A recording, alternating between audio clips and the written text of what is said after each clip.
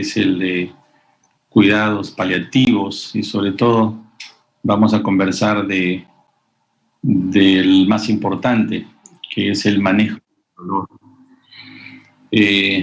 Muchas veces llegamos tarde al diagnóstico y entonces los tratamientos a veces son simplemente paliativos. Hay que entender que el cáncer está llegando en estadios 3 y 4.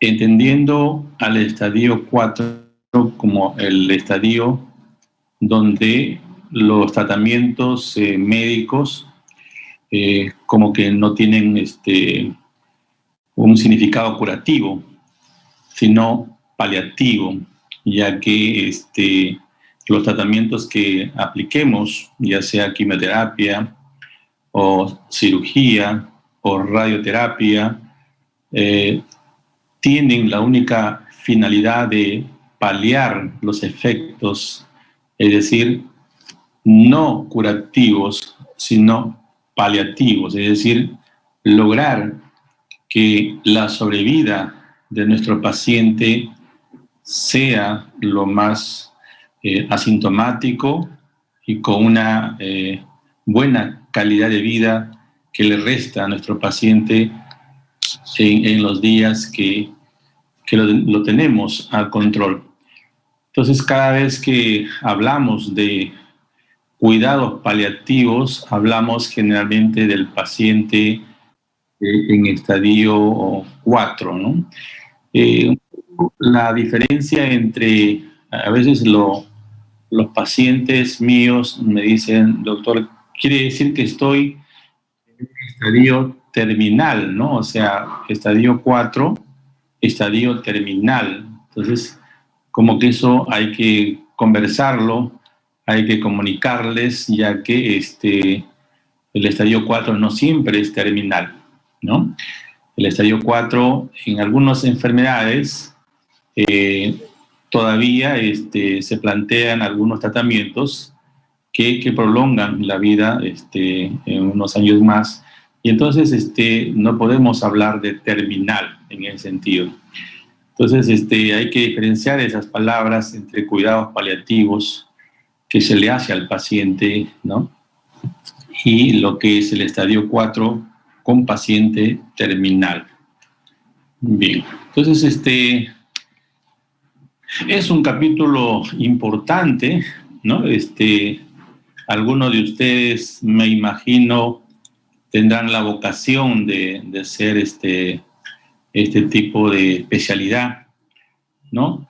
Que no sé si la tenemos en el país, pero en Europa existe, y en Estados Unidos existe el médico que se encarga del manejo de los pacientes en cuidados paliativos.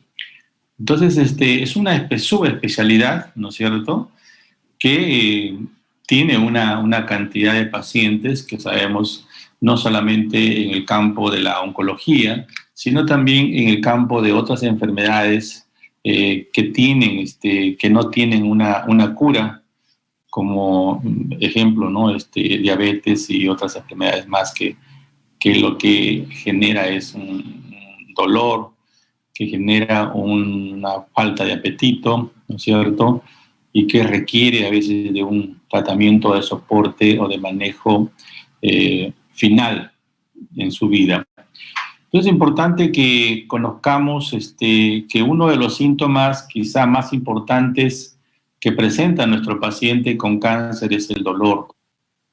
El dolor, ¿no? Y por eso es importante que sepamos manejar dolor, y para ello empezamos desde el curso de semiología con la evaluación de ese dato que nos da el paciente, ¿no? Y entonces creo que hablamos del manejo, digamos, de dolor leve, dolor moderado, dolor grave, ¿no es cierto?, e incluso a cuantificarlo según la escala de EVA, ¿no? Es decir, según la escala de dolor, medible, cuantificable, ¿no es cierto? Es por eso importante usarla, ya que nos permite cuantificar, ¿no?, la intensidad del dolor que quede graficada dentro de la historia clínica, que es el documento legal que tenemos que escribir todo lo que podamos encontrar en nuestro paciente. Entonces, hablemos un poco de eso justamente. Vamos a ver que el dolor a veces se convierte en nuestro paciente como un sufrimiento. Eso en cáncer se puede vivir, ¿no es cierto? Los que hacemos la residencia en oncología y pasamos por esos 4 o 5 años donde nos encargan ciertas camas y tenemos que,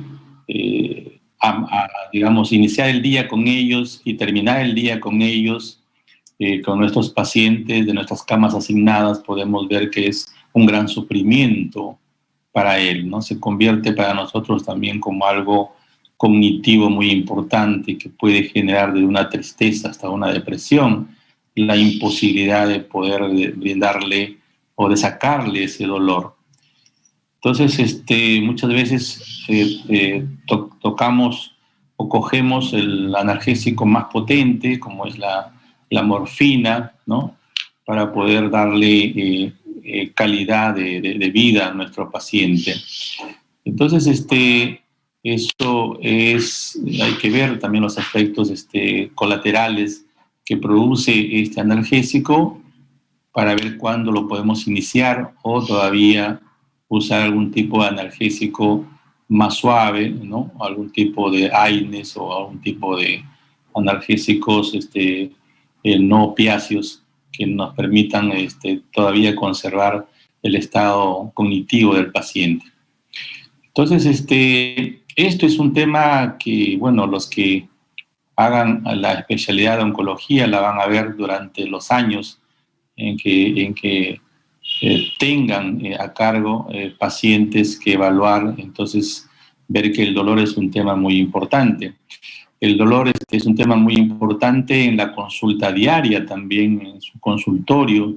A veces no le damos la importancia que amerita, ¿no?, este dolor. Sin embargo, es un gran motivo de consulta en todas las enfermedades que concierne a nuestros pacientes.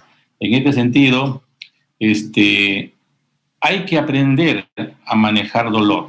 Hay que aprender a manejar dolor porque hay que pensar que nuestros pacientes, la mayoría de ellos, ¿no?, acuden con dolor. No solamente me refiero a pacientes con cáncer, sino a otras patologías.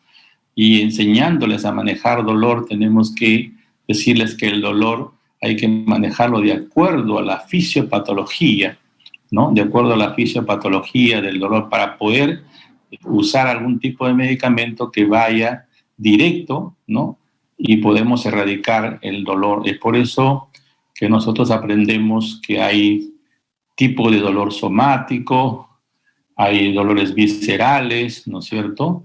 Incluso hay dolores neuropáticos, ¿no?, como hay dolores también de tipo psicológico. Entonces, voy a usar algún analgésico de acuerdo, ¿no es cierto?, a dónde se origina el dolor. Entonces, por eso es importante, ¿no es cierto?, ese conocimiento que empezamos ya en semiología, a conocer el origen del dolor. Aunque muchas veces nosotros ya hablamos de un dolor regionalizado, de un dolor localizado. Por ejemplo, decimos epigastralgia, ¿no?, algo que se genera en la boca del estómago, ¿no? O, por ejemplo, precordialgia, ¿no?, es decir, un dolor que se origina, ¿no es cierto?, en el área cardíaca. Entonces, como que lumbalgia, por ejemplo, un dolor que viene en la parte posterior, lumbar, generado por los problemas renales muchas veces. Entonces, Ya poco a poco empezamos manejando el dolor localizado, ¿no? De acuerdo a su origen, y luego vamos ya en los años que más adelante hablando ya de los dolores regionalizados, ¿no? Donde ya acaparamos más orígenes, ¿no? Porque si decimos, por ejemplo, epigastralgia, entonces ahí englobamos, por ejemplo, dolor somático, que estaría en la pared del abdomen, ¿no es cierto? Dolor visceral, que es justamente el estómago el que puede estar doliendo, la víscera, o también abarcamos la parte neurológica que inerva la región de la boca del estómago, neurológica, ¿no es cierto? E incluso algunas enfermedades de tipo psicológica que también afectarían esa zona. Entonces, justamente cada vez que hablamos de una epigastralgia, nosotros tenemos que tener la topografía, ¿no es cierto? Ya Testú nos enseña a conocer las regiones y qué hay en esas regiones, ¿no? La anatomía topográfica, que es muy importante aplicarla cuando hacemos semiología, tener conocimientos de anatomía topográfica cuando hacemos semiología, ¿no? Quizá cuando hacemos cirugía es importante la anatomía descriptiva de Rubier, ¿no? Es importante. Pero cuando ya hacemos semiología, nosotros tenemos que recordar la anatomía topográfica que está muy bien en el compendio de Testú, ¿no? Entonces, en ese sentido, les recomiendo que vayan asociando siempre cursos que nos permitan ayudar un poco a ver el origen del dolor en estos casos. Entonces, el dolor, si ustedes lo manejan muy bien, pues van a solucionar muchos problemas. A veces el paciente viene por dolor viene a la consulta, ¿no? Es increíble, dolor de cabeza, por ejemplo, ¿no? Incluso van hasta al neurólogo por dolor de cabeza, ¿no? Pero el dolor, si uno lo maneja como médico general, pues podría inmediatamente asociarlo según su génesis a diferentes lugares y puede uno incluso referir a nuestro paciente a los especialistas indicados. Entonces, eso en forma general, ¿no es cierto?, nuestro conocimiento sobre dolor, pero en nuestro tema del cáncer podemos decir que prácticamente más del 70% de pacientes lo presentan en estadios avanzados. Ese es categórico, tenemos que manejar dolor. Un oncólogo debe manejar dolor. Sabemos que hoy hay una especialidad, ¿no?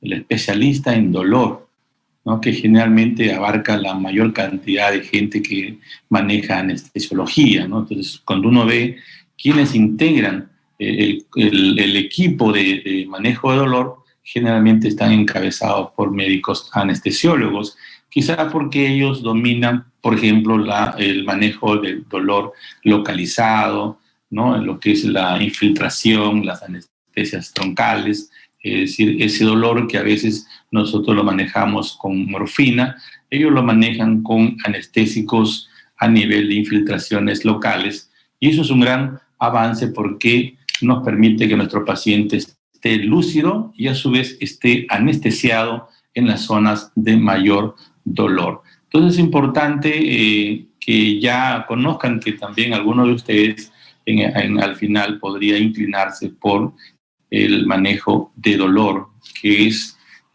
uno de los especialistas aliados al oncólogo. El oncólogo es un especialista que trabaja con muchos subespecialistas al lado, ¿no? Ya les dije, el cirujano, el anestesiólogo, el radiólogo, el patólogo, es decir, tiene un equipo paralelo porque sabemos que el cáncer es una enfermedad que requiere de un equipo multidisciplinario. Es decir, no es un manejo exclusivamente de un solo médico, sino de muchos médicos, ¿no? Que tienen que ver con el paciente. Entonces, es importante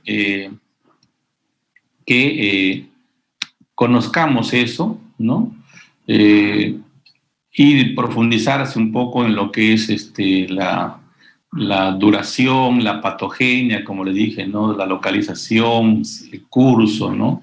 Si es es brusco, ¿no es cierto? Su intensidad es importante medirla, cuantificarla con la escala de EVA. No se olviden, bueno, en oncología usamos también la escala visual, ¿no?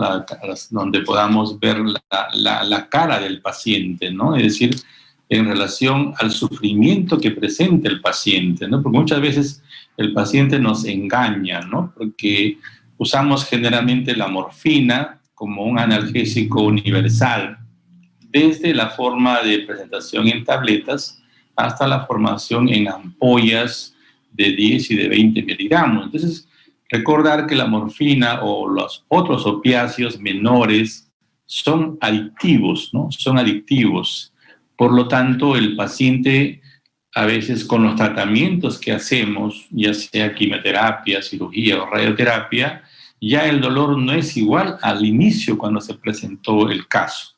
Entonces el paciente viene a la consulta a solicitar el medicamento en forma exigente. Entonces, pero si ya los tratamientos han logrado reducir la enfermedad, se supone que el dolor también ha disminuido. Entonces, a veces por la adicción vienen a exigirnos medicamentos. Usamos la escala, ¿no es cierto?, visual, donde podemos ver la imagen del rostro del paciente. Sabemos que hay una fase del dolor característica, ¿no? Una fase del dolor característica. Y entonces no nos puede engañar un paciente, pues, que pide la morfina o viene a exigir la morfina si trae una fase, pues, sonriente, ¿no? Por eso conversamos con él y vemos que realmente él ya no tiene esa fase fruncida, ¿no? Con todo lo que es las arrugas en la frente, la fruncción de los párpados, no trae esa fase. Por lo tanto, no necesita del analgésico morfina, ¿no? Entonces podemos irle bajando a los otros analgésicos, pero él exige. Entonces, como que tenemos que usar, porque si le decimos del 1 al 10, él nos va a decir 9 o 10, ¿no? Él nos va a engañar. Pues es importante correlacionar la fase que tiene el paciente para no dejarnos engañar.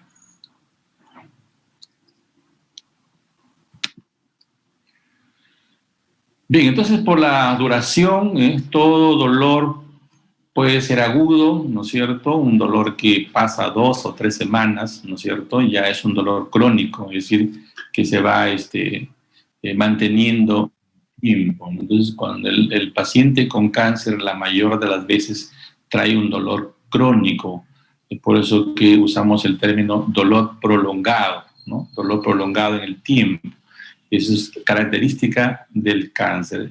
Eso no quiere decir de que no presente un dolor agudo, ¿no? Eso no quiere decir que presente un dolor agudo por algún tipo de complicaciones que pueda presentar nuestro paciente. Como les decía, tenemos dolores neuropáticos, ¿no es cierto?, que hay que saberlos manejar, porque los analgésicos son diferentes cada vez que usamos un analgésico de origen para aliviar los problemas neurológicos, ¿no? Son otro tipo, ¿no? Como lo describe también nuestro texto de semiología, es punzante, esquemante, con parestesias, ¿no? Con disestesias o hiperalgesia, ¿no? Hiperalgesia. Entonces, es frecuente eso, hay que diagnosticarlo bien para indicarlo. Es un dolor que a veces, muchas veces falla porque le damos paracetamol, le damos AINES, ¿no? Cuando en realidad el origen es neuropático y entonces tenemos que usar algún tipo ¿no?, gabapentina, algún tipo de analgésico que sea exclusivamente para origen nervioso. Entonces, fíjense qué errores podemos cometer si indicamos analgésicos por indicar nomás, ¿no? Porque estamos así como que, ¿no?, sistemáticamente decimos dolor, paracetamol, dolor, o asociamos algún tramal, algún tramadol, pero ojo, el tramadol no va a llegar a un dolor neuropático, ¿no? No va a llegar. A pesar de tener alguna acción central, no le va a llegar muy bien. Entonces tenemos que asociarlo de repente con un analgésico que sea especialmente para origen neuropático, ¿no?, nervioso. Ahora, los dolores nociceptivos, que son somáticos, también hay que saberlo diagnosticar, ¿no es cierto? Ahí sí puede estar indicado de repente un paracetamol o un AINES, ¿no? O un visceral, por ejemplo, donde ya hay un cólico, ¿no? El retorcijón, que necesita de un analgésico antiespasmódico. Entonces, fíjense que hay una diferencia total en usar los analgésicos, ¿no? Dolor visceral, pues no va a calmar con un paracetamol ni con un AINES, ¿no? Tenemos que usar siempre un antiespasmódico, ¿no? En ese sentido, se ha difundido muchísimo de la buscapina, ¿no? Del Pliran y la iosina. Entonces, hay varios medicamentos que tenemos que ir preparándonos para tenerlo en nuestro arsenal terapéutico, ¿no es cierto? Y cuando estemos ya en el internado o en la emergencia, tengamos algunos analgésicos, porque dolor es una emergencia. Dolor muchas veces es una emergencia, igual que fiebre. Entonces, tenemos que estar ya preparados para la diferencia que tenemos que hacer cada vez que apliquemos un analgésico. Y por último está el dolor psicogénico, ¿no? Que es un dolor que no va a calmar pues con ninguna terapia medicamentosa que hagamos, ¿no? Es un paciente que tenemos que derivarlo pues a los especialistas, ¿no? A los psicólogos, ¿no? El psicólogo, que son ellos los que manejan muy bien, o al psiquiatra, ¿no? Ellos van a manejar muy bien este tipo de dolor. Pacientes que vemos que siempre vienen a la consulta por lo mismo, le damos un analgésico y nada. Entonces hay que pensar siempre que estos pacientes tengan un problema psicológico ya, ¿no?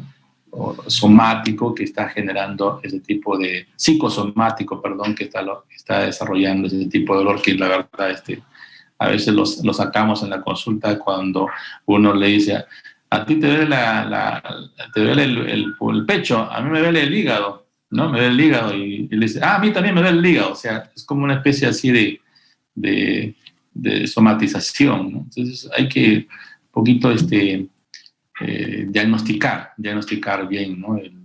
Como le dije, el dolor somático tiene un analgésico exclusivo, ¿no? Y por supuesto, dolores somáticos muy intensos son las metástasis óseas, son muy intensos, ¿no? Entonces incluso ahí usamos la radioterapia, 10 sesiones de radioterapia, no la radioterapia curativa, ojo, es otra cosa. La radioterapia curativa es otra cosa, ¿no? Donde aplican 30, 40, 50, 70 dosis, ¿no? En cambio, acá en el dolor somático, por ejemplo, por una metástasis, le pedimos que nos aplique unas 10 sesiones, nada más, que nos ayude a usar nuestro analgésico, porque por más analgésico que usemos, el dolor es muy intenso. No sé si alguno de ustedes ha tenido un dolor de muela, es un dolor muy intenso, muy difícil a veces de manejar, resistente al analgésico. Entonces, como que trabajamos con los radioterapeutas para que nos ayuden a dar unas dosis de radioterapia y le damos un analgésico también, ¿no? Nos ayuda muchísimo. Y el dolor visceral, que es el dolor típico de nuestras vísceras, ¿no? Estos que tenemos en el abdomen, tenemos cantidad de vísceras que generan un dolor típico, ¿no? Un dolor tipo cólico, ¿no? Característico de las metástasis hepáticas. Ese dolor que aparece en el cuadrante súper externo, ¿no? Es importante.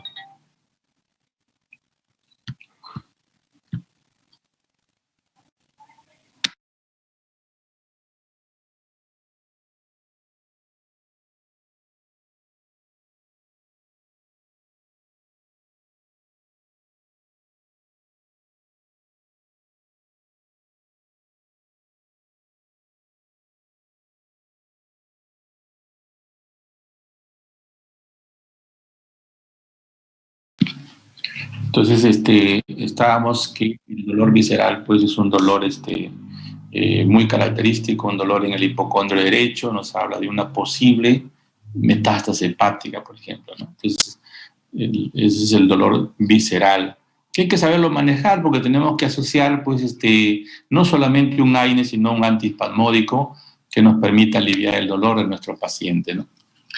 El curso, ¿no es cierto?, puede ser continuo, es decir, durante todo el día, ¿no? Entonces ahí como que tenemos que prepararnos a usar un analgésico a microboteo, ¿no? Microboteo, porque si usamos un analgésico así cada 6 o cada 12 horas, nuestro paciente va a tener un sufrimiento en ese lapso. Sabemos que, por ejemplo, la morfina no tiene una duración más de 4 horas. Y entonces, si lo indicamos cada 12 o cada 8, vamos a tener problemas en esos espacios donde ya no tenemos morfina. Entonces, hay que también conocer la biodisponibilidad de la droga en la sangre, ¿no? Pues, farmacología es un curso muy importante que, asociado a medicina, ¿no es cierto?, nos permite conocer y saber por qué un paciente se queja de dolor después que le hemos dado un analgésico, después de 2 o 3 horas que le hemos dado un analgésico, ¿no? Porque es común que el paciente nos diga, doctor, estoy cada 8 horas, cada 12 horas, pero no me hace nada. Entonces, ¿qué está pasando? Que es probable que después de 3 o 4 horas el paciente se esté quejando de dolor. Entonces, hay que entender que estos pacientes necesitan un goteo permanente, ¿no? Es por eso que el uso de estos opiáceos, ¿no?, o de analgésico, de tramadol, por ejemplo, deberíamos usarlo en una infusión, ¿no es cierto?, en una infusión de 24 horas, ¿no?, para poderle ir dando el analgésico, ¿no?, a microgoteo. Y eso tenemos muy buenos manejos de pacientes así, porque sabemos que el dolor es continuo, ¿no? No, el dolor eruptivo, claro que también es importante conocerlo, y eso sí, entonces colocamos, ¿no?, analgésicos condicional a dolor, para evitar los efectos colaterales de los analgésicos. Ojo, hay que manejar bien los medicamentos, no darlos simplemente porque se les ocurre, o porque simplemente el paciente se va a sentir bien si yo le doy el analgésico que tome cada 8, cada 12 horas. No, sino es conocer la fisiopatología del dolor y entonces entender que si el dolor no es continuo, entonces tendría que usar un analgésico, ¿no?, condicional a dolor.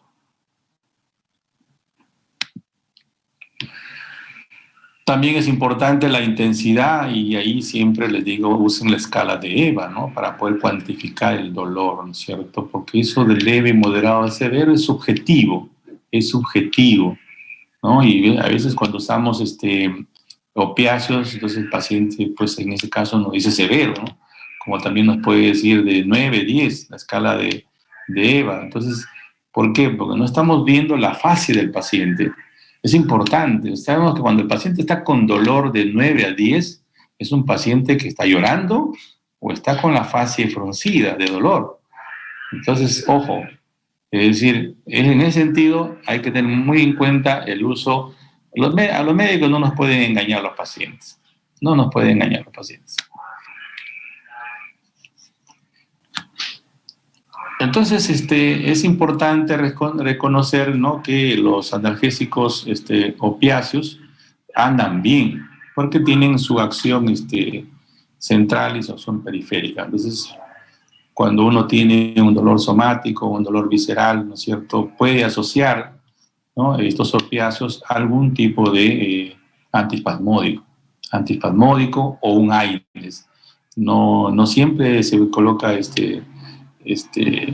morfina, ¿no?, sino también podemos asociar algún tipo de AINES o algún tipo de antiespasmódico al paciente, conociendo bien, ¿no?, de dónde viene el dolor, ¿no? Igual pasa con los dolores óseos, ¿no? Asociamos también AINES. Entonces, cada vez que usamos opiáceos, tenemos que siempre asociar algunos analgésicos de acuerdo a su localización. Entendemos que los opiáceos tienen una buena acción central, que no lo tienen los demás analgésicos, ¿no? Y ahí tenemos la escala, ¿no?, la escala de, ¿no?, que usamos siempre, leve, moderado, severo, hasta la escala numérica del 1 al 10 y la escala de EVA, ¿no?, donde vemos las caritas que presentan los pacientes, ¿no es cierto? Es muy importante cuando sean internos o no sean residentes, manejar su reglita ahí para inmediatamente comparar frente a qué tipo de fase estamos, ¿no? Para no indicar así nomás cualquier tipo de analgésico, ¿no? Hay que recordar también, así como asociamos de acuerdo a la localización del dolor, usamos un AINES asociado a morfinas, ¿no? O a paracetamol, o a iosina, que es un antiespasmódico. Hay que recordar que también el dolor tiene un acompañante, ¿no? Tiene un acompañante siempre, ¿no? Recordemos, ¿no? La formación reticular, por ejemplo, ¿no? Que sube por el tala, sube por el tallo cerebral, y la formación reticular, ¿no? Que constituye la parte anatómica más importante del SARA, que es el sistema activador reticular ascendente, que es el que activa la conciencia, ¿no es cierto? Entonces, esta formación reticular, que es justamente también donde se conectan las vías, ¿no es cierto?, ascendentes del dolor. Entonces, todas esas vías se conectan con la formación reticular, ¿no es cierto?, y se constituye el famoso SARA. Es por eso que el dolor logra despertar nuestra conciencia, porque justamente activa el SARA, ¿no? Y el SARA inmediatamente, ¡pum!, nos prende la corteza, y al prender la corteza nos despertamos. Entonces, todo dolor intenso inmediatamente nos genera, ¿no? Nos genera que no nos permite dormir, porque mantiene nuestra conciencia activa, ¿no? Por otro lado, recordemos, ¿no? Recordemos que eso puede ser un gran problema de ansiedad. Es por eso que el dolor siempre también tiene una conexión con el sistema límbico. O sea, todos esos haces que ascienden a la corteza cerebral, eso lo van a ver mucho ya en semiología, en semiología en la parte neurológica. Van a consolidar los conocimientos de anatomía cuando estudiaron el sistema nervioso central, ahora y también con el curso de fisiología, lo que, bueno, yo estudié con Guyton y me acuerdo lo que Guyton me enseñó en fisiología, ¿no? Y luego lo apliqué en semiología para ver todo lo del dolor, ¿no? Que es importantísimo, las dos vías importantes del dolor, sus circuitos a nivel cerebeloso, a nivel de corteza cerebral, a nivel del sistema límbico, que es importante. Entonces, esa conexión del sistema límbico hace que el dolor tenga un componente ansioso y depresivo, por ejemplo, ¿no? Es por ello que asociamos al manejo de dolor algún tipo de medicamentos que también van a ayudar para la ansiedad y para la depresión. Entonces, fíjense que tenemos que pensar en aquellos síntomas acompañantes que genera un dolor muy intenso. Por eso que cuando manejamos dolor, van a ver una receta bastante larga, ¿no es cierto?, donde está el analgésico, está el analgésico de acuerdo a la dirección central, ¿no? Está el antidepresivo, está el ansiolítico, ¿no es cierto? Todas esas cosas es importante asociarlas. Como también asociarlas los medicamentos que cortan los efectos colaterales de la morfina, como el caso, por ejemplo,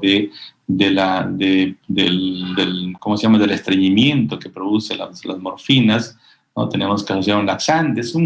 A veces cometemos errores cuando damos tratamientos, ¿no es cierto?, y no sabemos los efectos colaterales que producen. Entonces, nuestro paciente se queja de otras cosas, ¿no? En este caso, el uso prolongado de los opiáceos genera mucho estreñimiento y mucho vómito.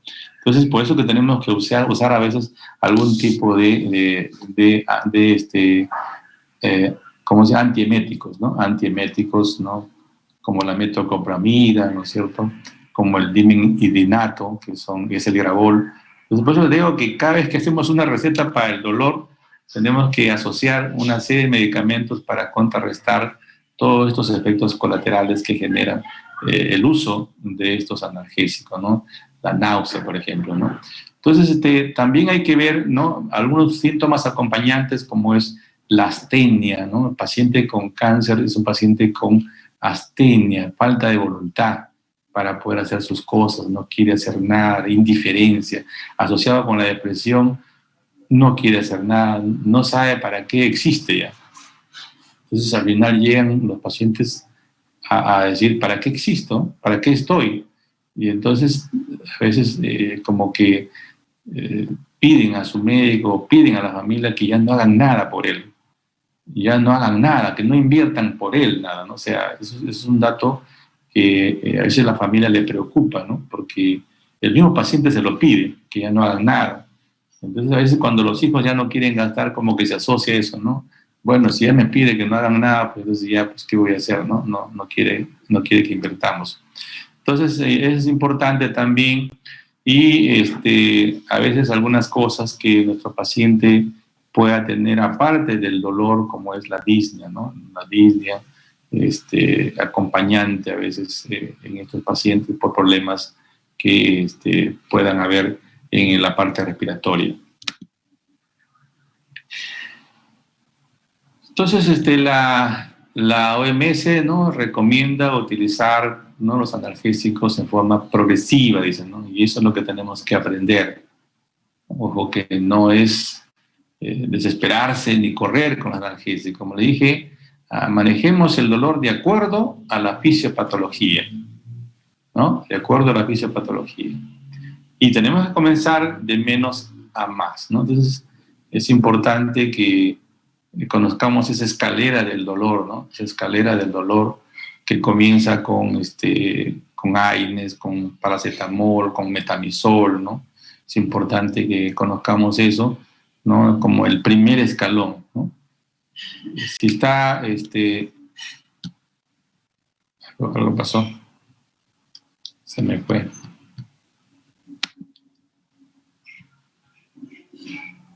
Vamos a retroceder.